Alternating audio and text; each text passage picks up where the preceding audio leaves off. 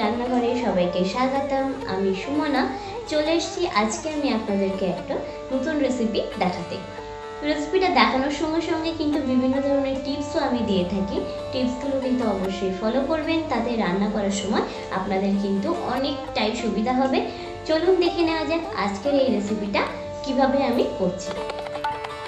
আজকে আমি আপনাদেরকে মাছের ডিম দিয়ে লাল শাকের একটা রেসিপি করে দেখাবো।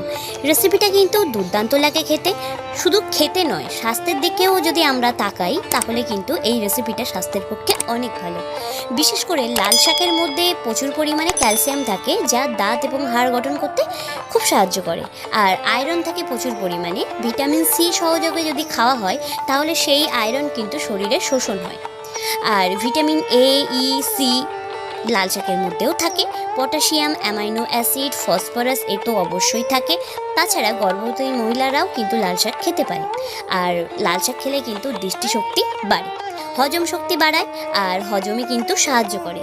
আর বিশেষ করে যদি অন্ত্র পরিষ্কার হয় তাহলে কিন্তু শরীরের প্রায় অর্ধেক রোগ কিন্তু নির্মূল হয়।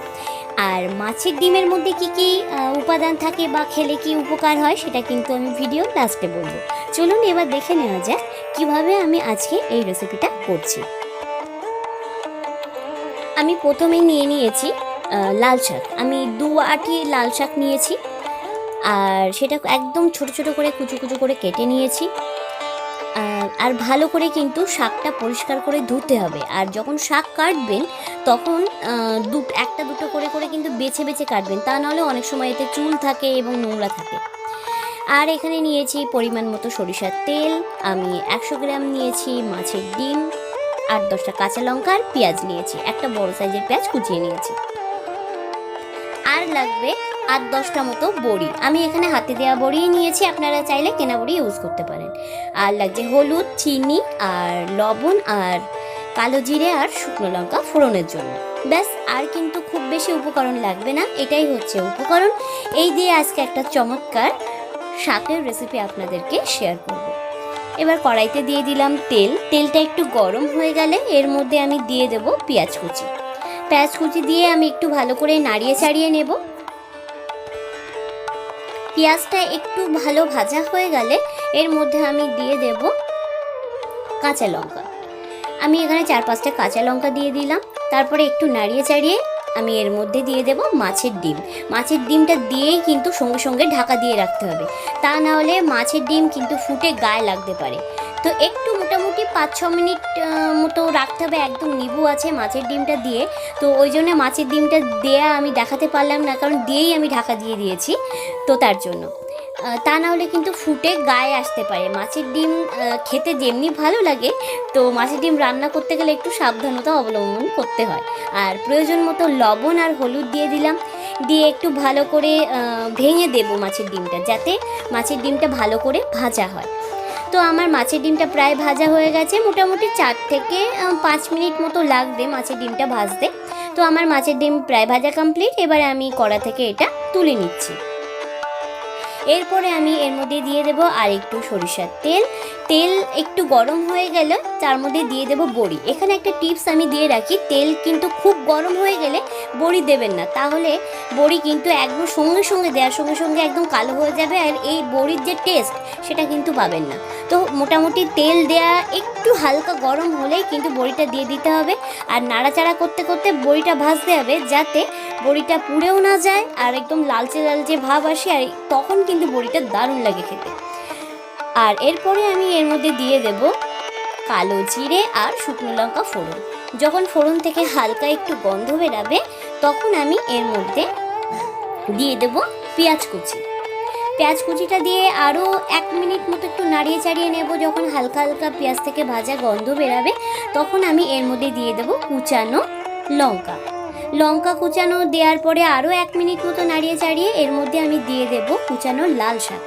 লাল শাকটা মানে ব্যাপারটা হচ্ছে শাক এত পরিমাণে দেখায়, কিন্তু যখন রান্না করতে করতে কিন্তু একদম কমে যায়। তো অল্প অল্প করে দিয়ে দিয়ে কিন্তু শাকটা ভালো করে ম্যানেজ করে নিতে হবে।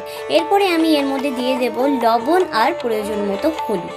হলুদ আর লবণটা দেওয়ার পরে আমি একটু নাড়িয়ে চাড়িয়ে নেব আরও 2 থেকে 3 মিনিট। তারপরে এর মধ্যে দিয়ে দেবো অল্প জল, কারণ শাক কিন্তু সিদ্ধ হতে হবে, তা নাহলে শাক ভালো লাগবে না, চেয়ে চেয়ে থাকলে ভালো লাগে না খেতে। তো একটু জল দিয়ে দেবো, মোটামুটি হাফ বাটি মতো জল দিয়ে আমি এটা একটু ঢাকা দিয়ে রাখবো 10 মিনিটের জন্য মিডিয়াম আছে।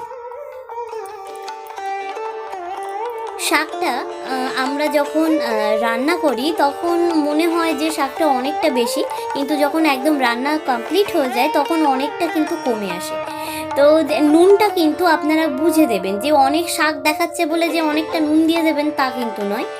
আগে ভালো করে দেখে নেবেন যে শাকের পরিমাণ কতটা হচ্ছে, সেই অনুযায়ী নুন দেবেন। তারপরে আমি এর মধ্যে দিয়ে দেব ভেজে রাখা মাছের ডিম। মাছের ডিমটা দিয়ে আমি ভালো করে নাড়িয়ে চাড়িয়ে শাকের মধ্যে কিন্তু মাছের ডিমটা একদম মিশিয়ে দেব। আর অল্প একটু ডিম রেখে দেব, যেটা শেষের দিকে গার্নিশ করতে কাজে লাগবে। এরপরে আমি এর মধ্যে দিয়ে দেব প্রয়োজন মতো চিনি, কারণ শাকের মধ্যে একটু চিনি দিলে খেতে কিন্তু বেশ লাগে, কারণ শাক একটু মিষ্টি মিষ্টি ঝাল ঝাল দারুণ লাগে। এরপরে আমি এর মধ্যে দিয়ে দেব অল্প কাঁচা সরিষার তেল। তেল দিয়ে একটু নাড়িয়ে চাড়িয়েই আমি গ্যাসের ফ্লেমটা অফ করে দেব। আমার একদম রেডি হয়ে গেছে আজকের এই শাকের রেসিপি। এবার আমি একটা কথা বলি, আমি বলেছিলাম মাছের ডিম সম্পর্কে, যে মাছের ডিম খেলে কী কী উপকার হয়। তো মাছের ডিমের মধ্যে রয়েছে প্রচুর পরিমাণে ভিটামিন এ, যেটা দৃষ্টিশক্তি বাড়ায়, আর মাছের ডিমে ডি রয়েছে প্রচুর পরিমাণে, যেটা ক্যালসিয়ামের ঘাটতি পূরণ করে, আর অ্যামাইনো অ্যাসিড আছে প্রচুর পরিমাণে, যেটা চুল এবং ত্বক ভালো রাখে। আমি যে বড়িগুলো ভেজে রেখেছিলাম, এবার আমি শাকের মধ্যে ওই বড়িগুলো ভেঙে ভেঙে ছড়িয়ে দেবো, কারণ ভাজা বড়ি কিন্তু লাল শাকের সাথে দারুণ লাগে। আর মাছের ডিমের কয়েকটা বড় বড় পিস রেখেছিলাম, সেটাও সাজিয়ে দিয়েছি, দারুণ লাগে কিন্তু দেখতে এবং খেতে। শাকের মধ্যে যদি আপনারা দিয়ে দেন বড়িগুলো আগে থেকে, তাহলে নেতিয়ে যাবে, খেতে কিন্তু ভালো লাগবে না। যাই হোক, আমার শাকের রেসিপি একদম রেডি।